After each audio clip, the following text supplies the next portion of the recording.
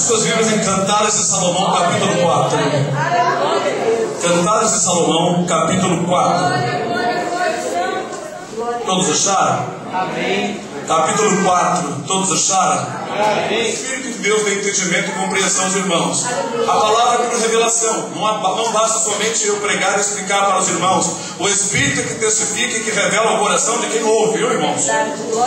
Cantares de Salomão, capítulo 4, versículo 11, diz assim: favos de mel manam dos seus lábios, ó minha esposa, mel e leite estão debaixo da tua língua, e o cheiro dos teus vestidos é como o cheiro do Líbano. Aleluia. Não vou falar mais, porque cada versículo aqui tem um assunto, tem um estudo, é profundo. Vamos ficar no versículo 11, em nome do Senhor Jesus. Pode sentar.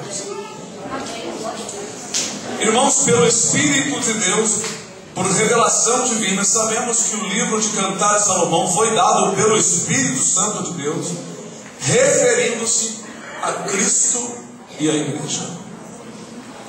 Infelizmente, muitas escolas teológicas, muitos pastores têm usado esse livro para dar conselho a casais na carne. O Espírito Santo de Deus, pela ordem de Deus, certamente aproveitou a história de Salomão com a sua primeira mulher, quando ele ainda jovem, a amava de todo o seu coração, sendo ela formosa, e trouxe essas mensagens para comparar Cristo e a igreja. Nós ouvimos aqui a irmã Maristela falar no Salmo 19, que a lei do Senhor refrigera a alma, é mais doce do que o mel, do que o licor dos favos. Aqui o Espírito do Senhor usou os lábios de Salomão para falar que favo de mel mana nos teus lábios, ó esposa, mel e leite. Mel e leite. Para uma pessoa na carne natural, que só pensa nas coisas naturais, não pode compreender isso, porque isso só pode ser compreendido por revelação divina, por uma compreensão que não vem da letra, mas do Espírito Santo. Essa mulher é a igreja. E o que o Espírito está falando é que hoje, através da igreja, a palavra é pregada, porque o mel e o leite aqui é a palavra de Deus. Você não pode imaginar uma mulher com mel e leite na boca para você beijar, mas sim o Espírito diz, porque o mel refere-se a leite, ou a lei, e o leite é o alimento inicial, materno, como Pedro disse: desejai como meninos novamente nascidos o leite racional, para que por ele vá crescendo. Aleluia. Está lá em Pedro, querem confirmar isso? Está lá no livro de Pedro, amados irmãos. Nós precisamos atentar para a palavra de Deus, não é? Glória a Deus. 1 Pedro capítulo 2. 1 Pedro capítulo 2. Vamos ler conosco, aleluia. O que eu quero falar, irmão, da importância da palavra nos lábios dos irmãos, mas eu quero enfatizar o que a palavra de Deus, como Deus vê a igreja. Deixando, pois, toda a malícia e todo o engano e fingimento, não finja ser crente, seja de verdade, invejas e todas as murmurações, não murmure por nada. Já foi dito aqui, não murmure. Louva a Deus e espera o livramento do Senhor. Versículo 2: desejai, você tem que desejar afetuosamente, como meninos novamente nascidos, o leite racional, não falsificado, para que por esse leite vades crescendo, se é que já provaste que o Senhor é benigno. Nós vemos também Isaías 55, que diz assim: vinde e comprai, sem dinheiro e sem preço, leite e mel. Nós vemos então palavras sendo repetidas e sendo usadas como símbolo de algo maravilhoso. Então o leite, irmão, o leite simboliza o alimento inicial, como meninos novamente nascidos. Pedro, ele usa, não é, a criança que nasceu e chora pelo leite. Ele afetuosamente busca sua mãe para mamar nos seus seios, não é? Deus, se ele quisesse, não teria feito a mulher com seios, poderia ter feito de outra forma, mas os seios da mulher representam as duas fontes de alimento que a igreja tem, porque a igreja, já disse para os irmãos, simboliza, ou seja, a mulher simboliza a igreja. Se nosso irmão Ismael não tivesse vindo para cá, ele não teria lembrado disso, quando a irmã perguntou para ele o casamento da rainha Esther com o rei no 7º ano do seu reinado, refere-se ao arrebatamento da igreja, a união de Cristo com a igreja agora no final do século. Nós já estamos no 7º período. Está na hora do arrebatamento, está na hora da esposa se encontrar com o esposo, da noiva se encontrar com o noivo, porque é o momento do casamento. Aleluia. E vou dizer uma coisa para os irmãos: Deus vê a igreja como a noiva do seu filho, adornada, cheirosa. Diz aqui que o seu vestido é como o cheiro do Líbano. A obediência causa esse bom cheiro. O apóstolo Paulo fala sobre isso quando ele diz: vós sois o bom cheiro de Cristo. Bom cheiro de Cristo é porque Jesus habitando nos irmãos, os irmãos exalam o cheiro do céu, o cheiro de Jesus, o perfume chamado Jesus. O crente tem que cheirar a Cristo, parecer com Cristo. Seu lado tem que mandar leite e mel, que é a verdade, é a lei, é o princípio, é o rompimento de doutrina, é as coisas profundas. O cristão, irmão, que examina as escrituras, ele tem alimento velhos e novos, ele tem mel e leite na sua boca, e a sua boca está também marcada como cor de escarlate. Está aqui no versículo, está aqui nesse capítulo. Aleluia, aleluia, bendito seja o seu versículo 3. Os teus lábios são como um fio de escarlate. Irmãos, essas coisas, essas palavras escritas aqui, parece simbolizar, ou parece apenas aplicar a uma mulher bonita, cujos lábios são tão formosos e bem vermelhos, do sangue que parece ter pintado. Mas não, está falando aqui do lábio ungido do Espírito Santo, porque a cor vermelha que o sangue de Jesus, o fio de escarlate que a mulher colocou lá na muralha de Jericó, representa o carimbo, representa a marca, representa o selo do Espírito Santo na vida do cristão. O sangue na verga da porta lá na casa dos judeus, quando naquela noite o matador, o anjo da morte, ia ceifar todos os primogênitos dos egípcios, e quando chegava na casa onde tinha na verga da porta, na ombreira, a marca do cordeiro, ali estava o sangue de Jesus, ali estava o Espírito Santo, porque ele é vermelho, a marca do Espírito é vermelho, porque ele é o sangue de Jesus. O sangue de Jesus é o Espírito Santo de Deus. Glória a Deus. É o sangue que fala mais alto do que um de Abel, como está escrito no livro de Hebreus. Por que fala mais alto? Porque o sangue de Jesus está vivo dentro de nós. Nós somos cobertos com ele. Aleluia. Como a irmã Maristela aprendeu, né, irmã Maristela? A gente não expulsa demônio pelo sangue de Jesus. Deus usa misericórdia com os irmãos que não têm conhecimento e são ignorantes ao conhecimento. Mas a partir do momento que o irmão sabe que é em nome de Jesus, o Senhor não vai te atender mais. E quando você não sabia, Deus te atendia. Pode experimentar, quando o demônio se manifestar, uma doença se manifestar, expulsa em nome, dando sangue de Jesus, para ver se o Senhor vai te atender. Ele vai dizer: vem cá, você não aprendeu? Por que você agora está andando como nécio? Faz correto? Deus é Deus zeloso, Ele gosta das coisas certas e corretas. Deus não gosta nada de qualquer maneira. Quando você vai para uma festa, você põe a melhor roupa, porque para a casa de Deus não foi também. Ande na rua como servo do Senhor. Não vista a roupa da moda, vista a roupa de cristão. Ande como cristão. Pareça como a noiva de Cristo, e não com a mulher casada do cigarro. Quando eu vou para o quartel, eu fui fuzileiro, eu tinha que colocar o peito para fora e barriga para dentro. Minhas roupas tinham que estar passadas. Meu galão aqui, que nós tínhamos, que era uma âncora com 2 fuzis, tinha que estar brilhando. Nosso sapato tinha que estar brilhando. Não podia sair com sapato russo na rua, e nem com unha crescida e suja, e cabelo mal cortado, e barba mal feita. Isso para representar quem? O quartel. Para representar Jesus, irmãos. Nós vamos desleixar de maneira nenhuma. Ele é digno de toda a honra, de toda a glória, de tudo que você possa oferecer ao Senhor. Mas, irmãos, o que louva a Deus, algo que Deus quer de nós, Ele ver a sua igreja quando abrir os lábios, aleluia, e a mulher, a noiva do seu filho, vai destilar o cheiro suave do leite e o favo de mel. É interessante, nos seus lábios tem mel e leite. Vocês sabem, lá no livro de Salmo 19, que a irmã leu, não é? Que a lei do Senhor é como o licor dos favos, como favo de mel. Vocês leram aí, Salmo 19, a irmã leu.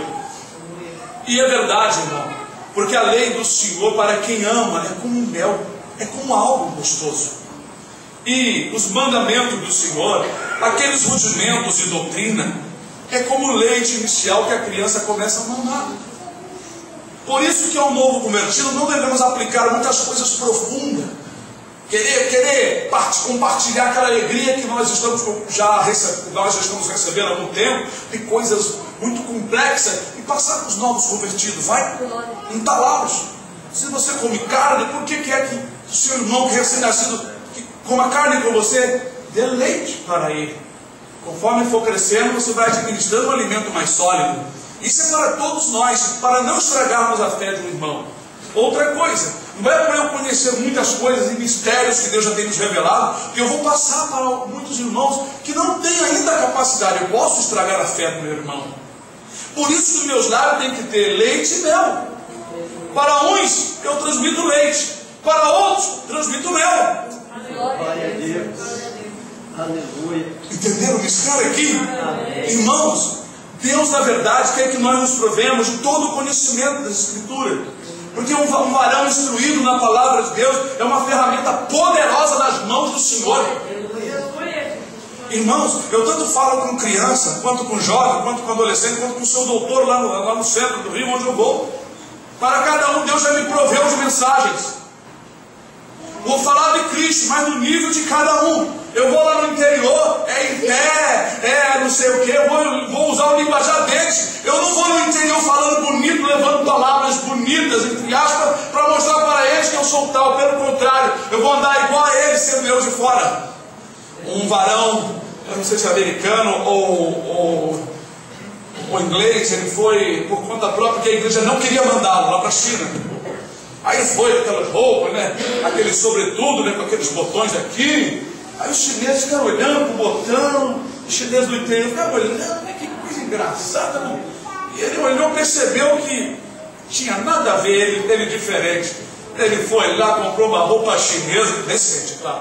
Botou a roupa chinesa e com aquele vestidinho até aqui, com a manguinha sem botãozinho, sem nada. Aí ele começou a andar, os chineses, o seu Taylor, o Senhor nos honra, o Senhor nos honra, aleluia. Isso é sabedoria. A igreja tem leite e tem mel, aleluia. Nós não temos que mostrar que nós somos fachada.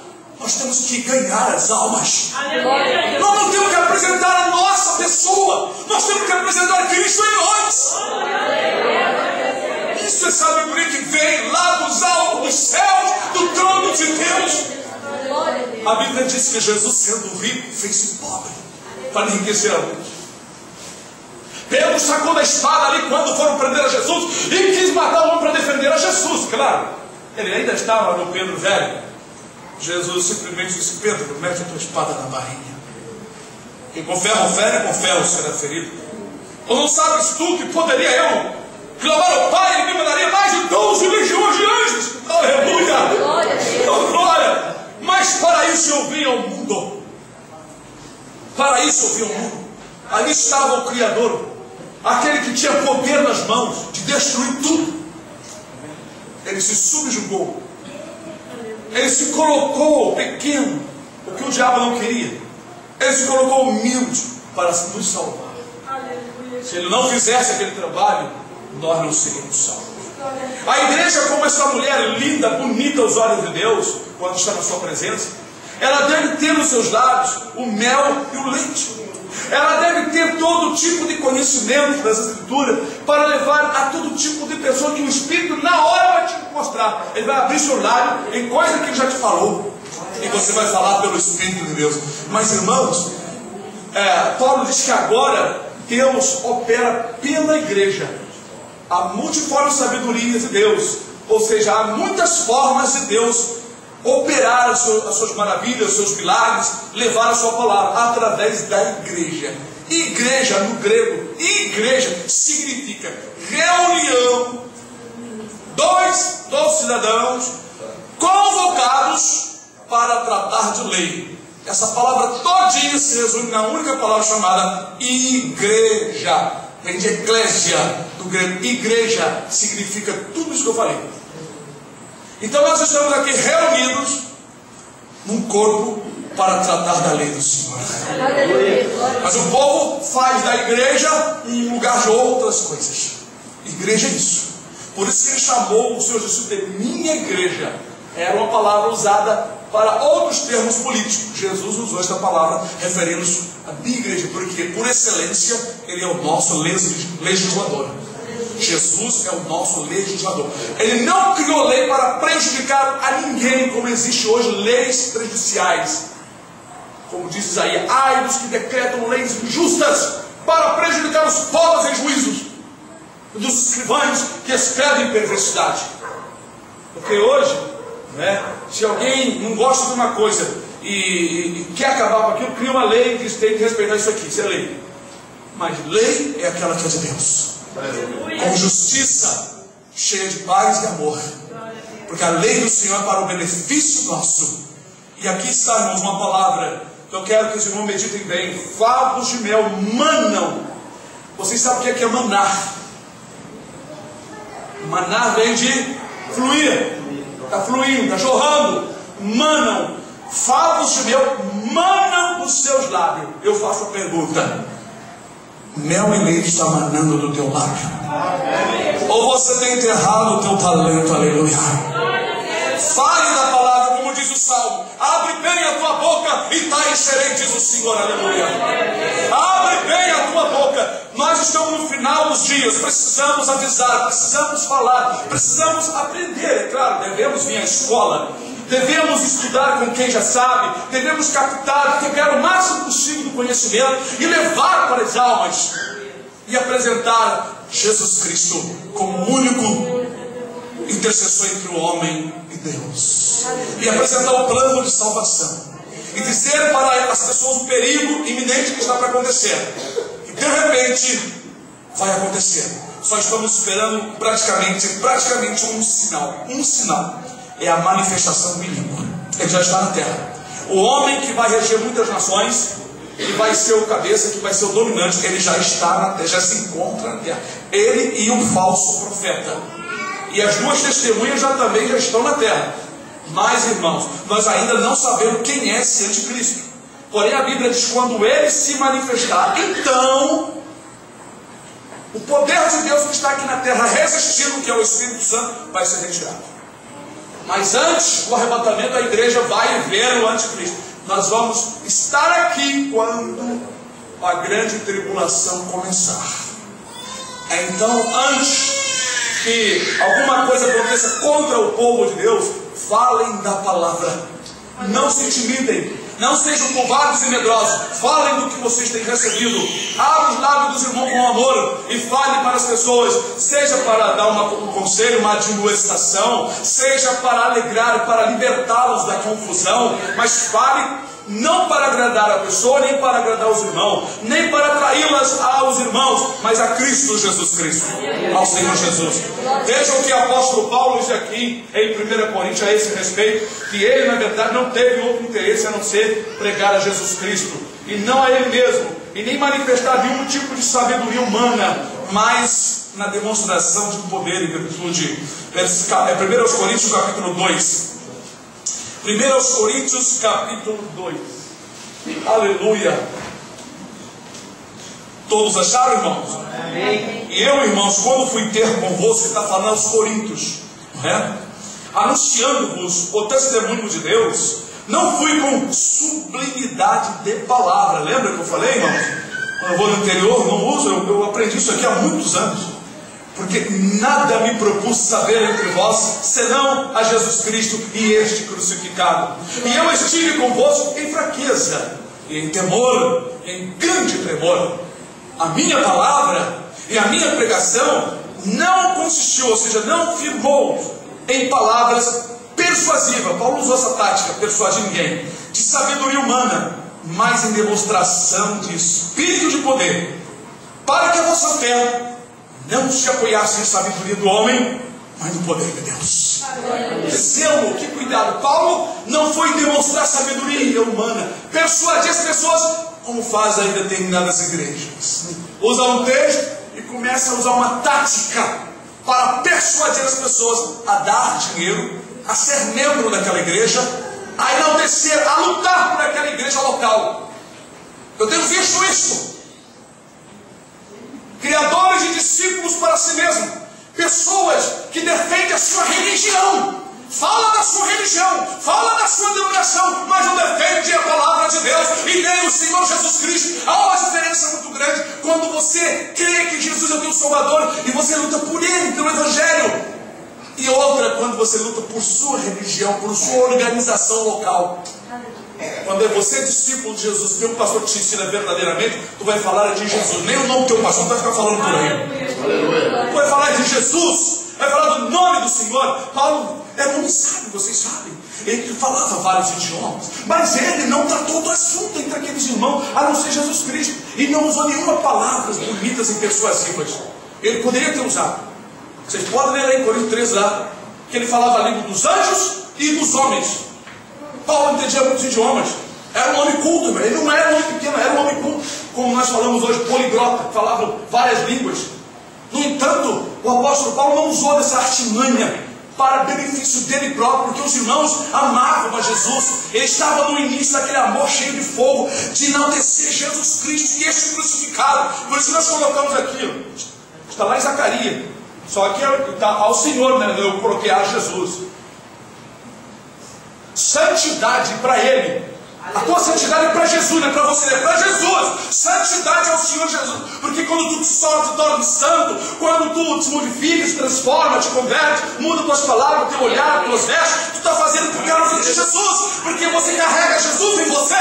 Aleluia. Glória a Deus. Bendito seja o nome do Senhor. Então, amados e queridos irmãos, aqui está a palavra. É uma honra muito grande você falar de Jesus. Você ter sabedoria, você entender, compreender como você deve se comportar. Simplesmente você é visto como uma noiva que vai entrar nas bodas do Cordeiro. Quando aquela parábola de Jesus que chamou os convidados, que tinha feito já convidado anteriormente para ir nas bodas de um certo senhor, filho de um senhor, e as pessoas começaram a se desculpar, né?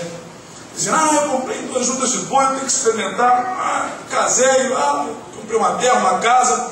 Cada um teve uma desculpa, e o Senhor ficou indignado, o dono da festa. Eles foram convidados, mas não foram dignos. Ide aos balados, sair pelas ruas, e convida todos que encontrar, mancos, aleijados, pobre, mendigo. Eu quero que minha casa seja cheia. Aí veio aquelas pessoas, colocaram as roupas nupciais, né? Todo mundo bonitinho. Aí o chefe, o dono, passou, foi dar uma olhada na festa, estava cheia, que beleza. Mas de repente ele olhou, tinha um homem que não estava trajado com suas vestes núpcias. Ele disse, amigo, porque só entrava ali se colocava o seu veste. Ele fez a pergunta, amigo, como tu entraste aqui? A Bíblia diz que ele emudeceu. E o dono da casa, amarrai de alto a baixo e lançai nas trevas exteriores. Porque muitos serão chamados, poucos escolhidos. Mas qual é o resultado dessa história? O que se explica nisso? Bom, 3 tipos de pessoas. Os que são chamados, mas não se aprontam, não querem e dão desculpa, porque dão mais valor às outras coisas. E entre aqueles que são chamados, aqueles que se prepararam e aceitaram. E aqueles que na verdade foram à festa, mas não se prepararam com suas vestes. Essa veste aqui no texto que Jesus fala, representa a nossa veste espiritual. Assim como o corpo se veste, a nossa alma também, ela veste. Segundo, no livro do Apocalipse, diz que o vestido branco, o linho branco resplandecente, é a justiça dos santos. Então, estar vestido é levar uma vida de justiça, prática de justiça. A Bíblia ensina muitas coisas que às vezes não é ensinado nas igrejas. Precisamos ensinar isso. Precisamos que os nossos lábios possam destilar mel e leite, para que as pessoas verdadeiramente saibam como entrar num concerto, como entrar numa aliança com Cristo, a fim de se casar para sempre, para a glória eterna. Aleluia. Paulo usa a expressão que Cristo entregou-se a si mesmo para apresentar a igreja imaculada, lavada, sem ruga, lavada, santificada pela palavra, pelo ensinamento da palavra. Ele entregou-se a si mesmo, ou seja, o sacrifício que ele fez foi para que o Espírito Santo viesse a fim de instruir o povo a andar no caminho do Senhor. Por isso ele entregou-se a si mesmo, para que a igreja pudesse passar pelo processo da pureza e santificação a fim de se casar com ele. Porque Jesus não aceita noiva mal vestida, nem com rugas, nem com manchas, mas bem adornada. E isso é espiritualmente. E a noiva tem que estar adornada, com saúde, e nos seus lábios favo de mel e leite. Aleluia. Bendito seja o nome do Senhor. Deus nos abençoe em nome do Senhor Jesus. Poderíamos falar muito, mas passamos 25 minutos. Que Deus abençoe os irmãos. Volte novamente. Ontem o estudo foi maravilhoso. O Senhor vos abençoe, vos encha de graça, conhecimento e da riqueza de Deus. Amém, irmãos? Amém. Então,